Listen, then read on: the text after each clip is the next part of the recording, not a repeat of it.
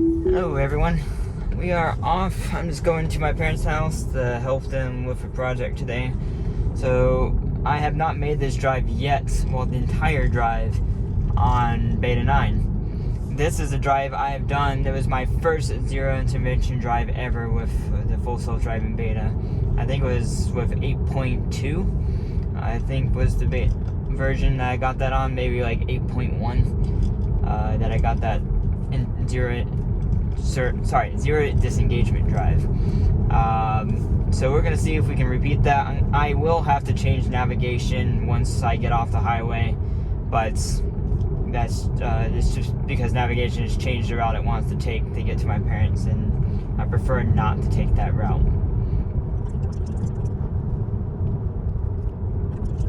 A good slowdown here.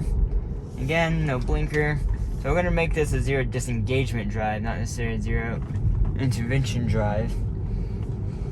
I'm just gonna press the camera button, assuming it messes up on this area again. Oh my god. Okay, heavy brake for no reason. That's where I want the camera button.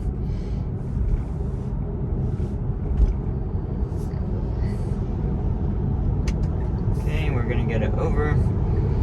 Because I have turned off actually automatic lane changes on the highway. It's not good enough for me yet.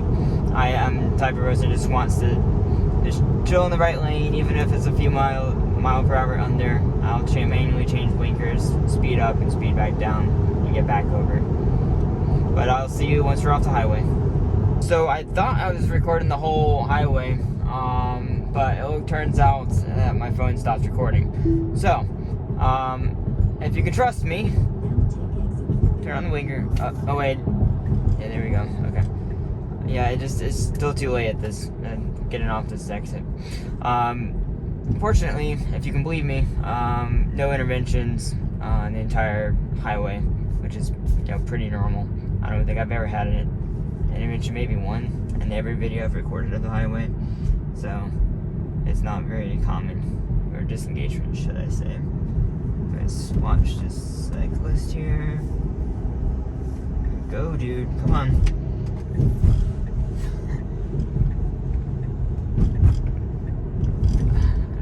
Guy's doing.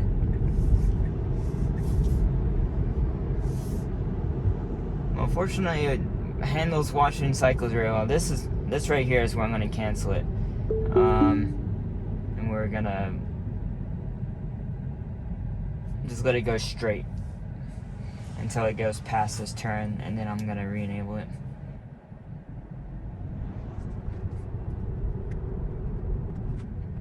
And this is something I'd like to see. You can clearly see that 35-mile-an-hour speed limit sign right there, and my car is still showing 50. It needs to change that speed limit before it gets to the speed limit. If I'm going 50 and it's 35 and there's a speed trap up ahead, I'm screwed, basically. You shouldn't be going 50 right here. So it needs to slow down sooner before that speed limit sign.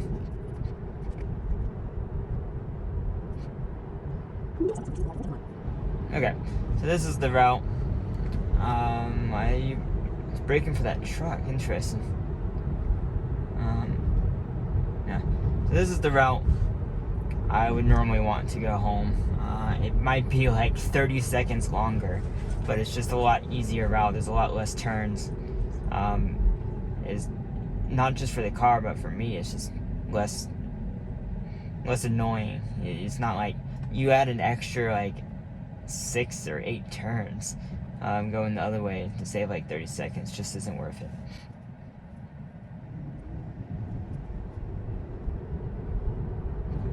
Kind of surprised the car isn't wanting to get over around this. There it goes. I'm guessing that's not a normal bike, yeah. So you can't go very fast.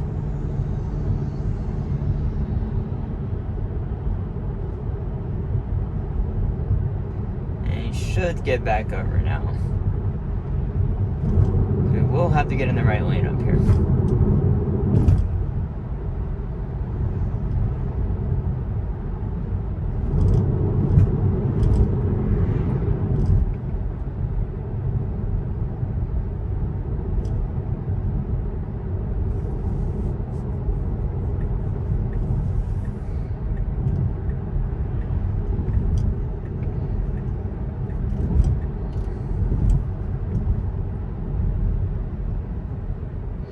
again, because of the speed limit changes, I will manually adjust speed. I suppose for speed limit changes, I really shouldn't even count those as I guess they are interventions technically, but I just don't want to get a speeding ticket. I mean, I could let it go to 50 in here and slam on the brakes and get, I'm not sure what this van's doing.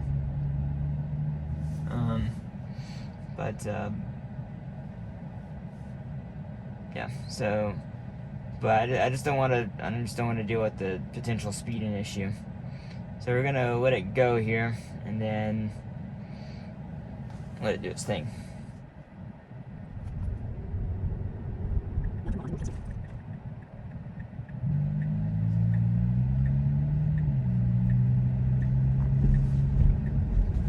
Taking a little bit wide of a turn right there.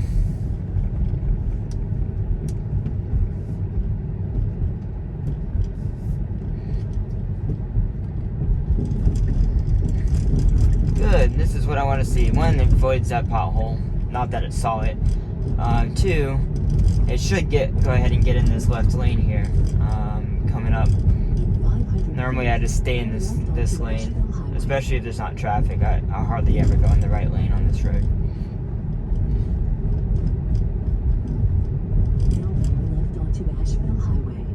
Okay, and normally right here I start speeding up.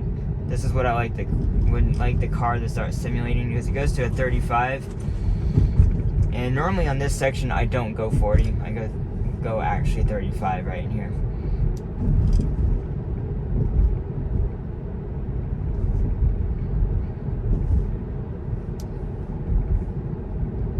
The next intersection is going to be the true test. I have gone for this one of the first videos we did with Full Self Driving Beta 9.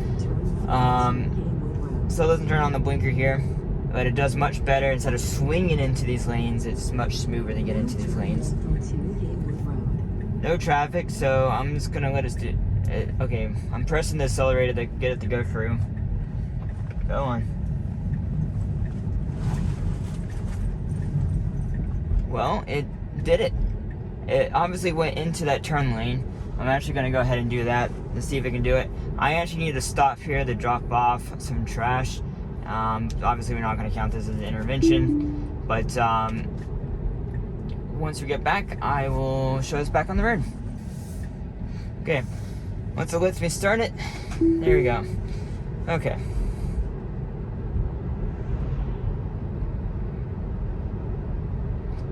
So the true test is going to be, can it make it down this road with 0 interventions or 0 disengagements? Obviously we had interventions of the speed, but I think this is going to be my first 0 disengagement drive. I'm hopeful.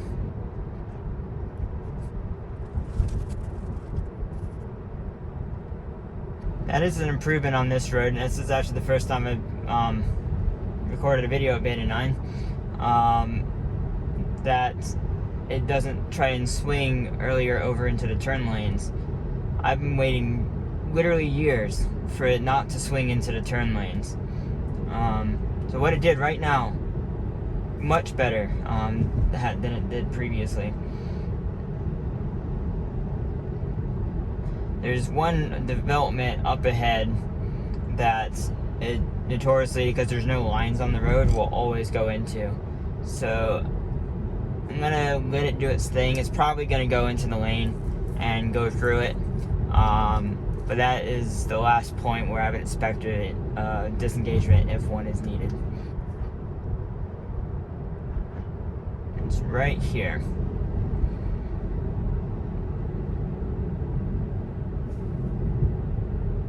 Okay, so I'm gonna do a camera button there. Obviously I didn't have to disengage, but it should have stayed to the right.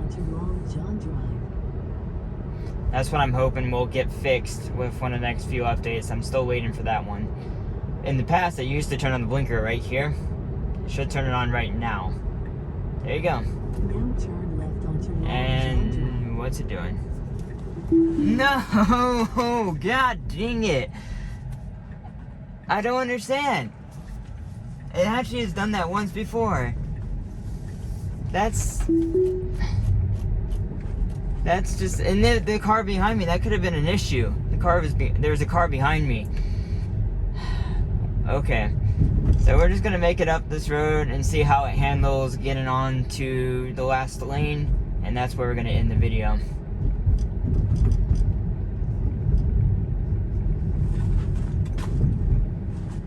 Handles this turn good. I'm pressing the accelerator. It should continue going up to speed. Turn left onto through the lane.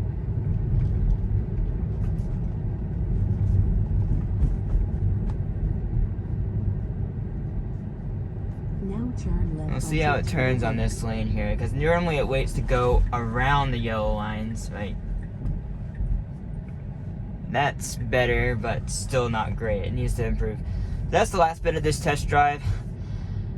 Fortunately, we did not make 0 disengagement, so the title will be a 1 disengagement drive, and that's where we are. I hope that will I will make this trip again, maybe in a week or so, and we'll see where we are. Thanks for watching, guys. Bye.